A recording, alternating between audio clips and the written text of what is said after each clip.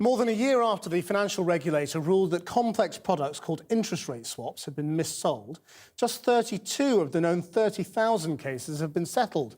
Now there's a growing number of swaps victims who claim the banks are deliberately pulling the plug on their businesses and selling off their property assets below the market value. Our business correspondent Siobhan Kennedy has this exclusive report. It might not look like much, but to Chris Casarides, this building in North London meant the world. It used to be for weddings, Greek weddings, Turkish weddings. Oh, wow. And it was the jewel of Haringey. He was 21 when he came to England from Cyprus and over the years built up a portfolio of properties, 26 of them using loans from RBS.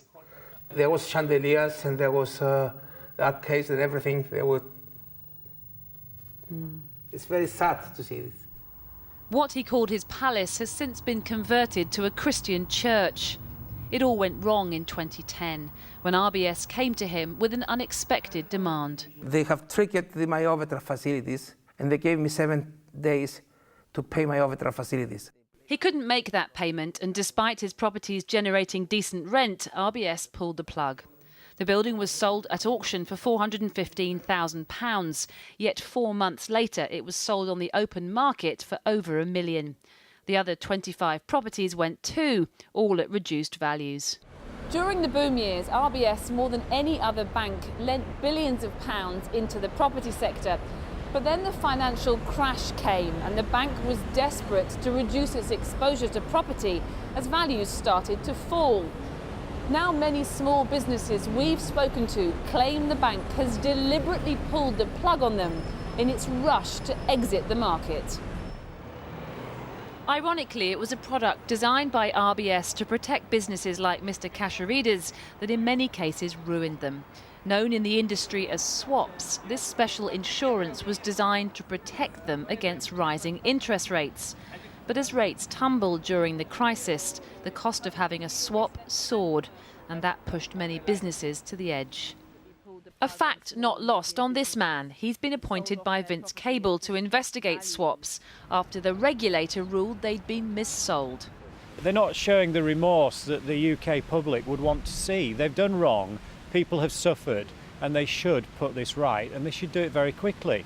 We want to see more growth in the UK. We don't want to see businesses going to the wall that are perfectly good because of a product that was quite clearly institutionally missold. But tonight we can reveal a new twist in the swaps scandal. It wasn't just the mis-selling of swaps or the fact that they allowed RBS and other big banks to foreclose.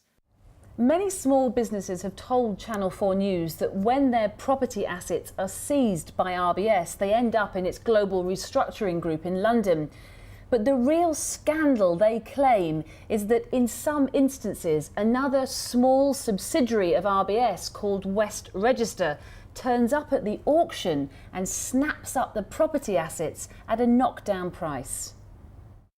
It's a claim RBS doesn't deny. The bank says it tries extremely hard to support its customers through restructure and rescue. Unfortunately, this is not always possible because sometimes customers are not meeting their obligations. It added, West Register was set up by RBS to acquire assets where it feels that there is long-term value that can be captured by buying, holding and managing rather than selling straight away. But others say RBS still has questions it needs to answer. What was a major high street bank doing acquiring such a substantial property portfolio from its customers?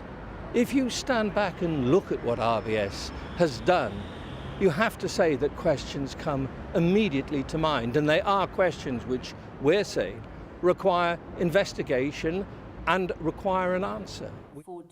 As for Mr. Casarides, RBS says it doesn't comment on individual cases.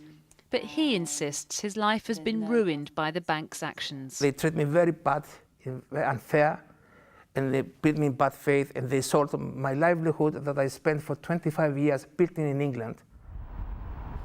The worry is that other small businesses like his, crucial to the growth of Britain's economy, could suffer the same fate.